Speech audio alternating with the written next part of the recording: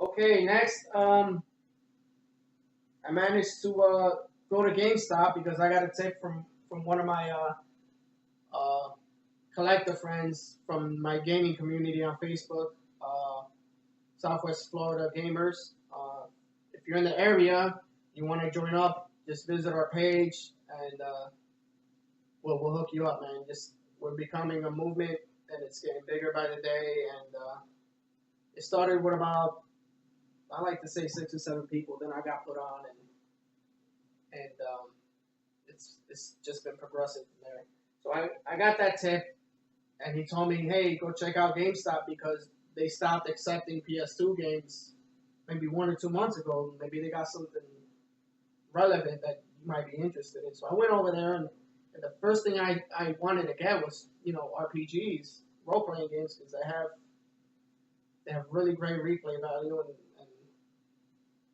and I never really got into it when the genre was at its highest peak.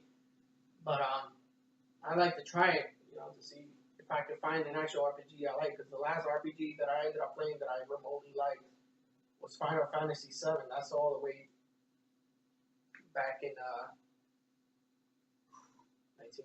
1998, I think. Yeah, but that RPG I like. So, anyways, I managed to find some games.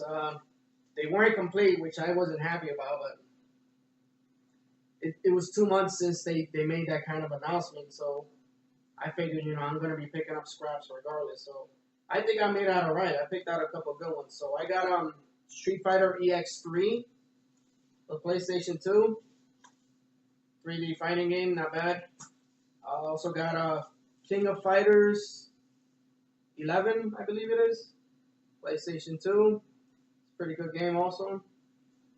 Terry Bogard is my fighter right there. Also, managed to pick this up too. Midway Arcade Treasures 2, and I love these compilation discs on the PlayStation 2 because they have so many arcade classics from my childhood. Me being a little kid and going with my dad to the arcade and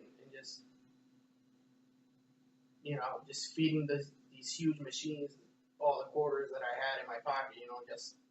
Just to get 5-6 minutes of quality gameplay from a game. So from the cover, I see they have Arch Rivals, Total Carnage, Primal Rage, Mortal Kombat, Spy Hunter, Gauntlet, Rampage. The classics. So that was a good buy for me. See what else we got. We have World Heroes Anthology. This I knew it existed, but I couldn't afford a Neo Geo, just like a lot of other people in North America. This was a good buy for me because I wasn't too into this series. The only thing I knew at that time period with SNK was Fatal Fury on the Genesis. So I got that. Also have Capcom Classics Collection Volume 2. Another great compilation disc with has to be at least 20 games, but it has Captain Commando. Some games that didn't even reach the North American market. So I'm very pleased to have found that. But it doesn't stop there, folks. We got some more. Also managed to find Taito Legends 2. They had some pretty good arcade games back in the day also, so I managed to pick that up. Let's see, got 3 more from GameStop. We have Capcom Classics Collection, the first volume. So I got 2 volumes. Took me 2 stores to get them, but I got them. So I'm good on that. And then from what a lot of people tell me, a classic, but another genre that I've never played for too long. And this is Silent Hill 2 for the PlayStation 2. Comes complete with the manual, which is pretty thick. I don't know why, but it is. And you might notice here, it's Black Label, but the disc on the bottom is the greatest hits.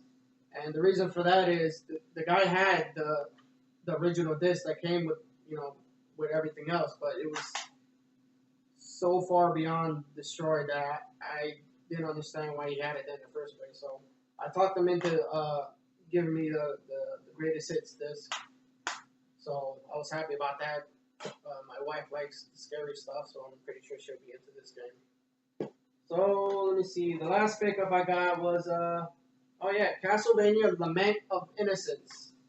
I really wish this game was complete, but I got a couple of places they friends giving me that I could go ahead and get the cover art and possibly get the manuals from. So I mean, I'm not really heartbroken about that, but I'm just happy that I found all this. Let's see. 1, 2, 3, 4, 5, 6, 7, 8, 9. 9 games for $11. That worked out for me. And the last pickup was at my cousin's house. He upgraded all his systems to the current generation, so he had games in his closet and in his garage, but most of them were Call of Duties and stuff like that. Not really into it because I already have it for the most part, but it's not something I see. I don't see first-person shooters being that collectible unless they're console exclusives, like I believe Resistance was. Um, he managed to give me for free, and thank you by the way. He managed to give me Metal Gear Solid 4. Um, I've seen this when it came out, and I saw it at E3, and the graphics were amazing, and I loved it. You know, Konami's puts out pretty good stuff, but I've never just been attached to Metal Gear at all. I mean, I played some of it on PS1 and PS2, but it's never grabbed me, you know, and it made me just not want to put the controller down. But I'm happy to have this game because I know that there's a market for it, you know, and whenever I need something from somebody else, I can say, hey, I got Metal Gear, you know. So that ended up working out for me getting it for free. Special thanks to my cousin. So you can check me out on Facebook at Vintage Game Finder. You can also check me out on Southwest Florida Gamers. That's another community page on Facebook. Or you can private message me here on YouTube or in the comment section. Leave some likes, of course. I could always appreciate it. Thank you and see you next time.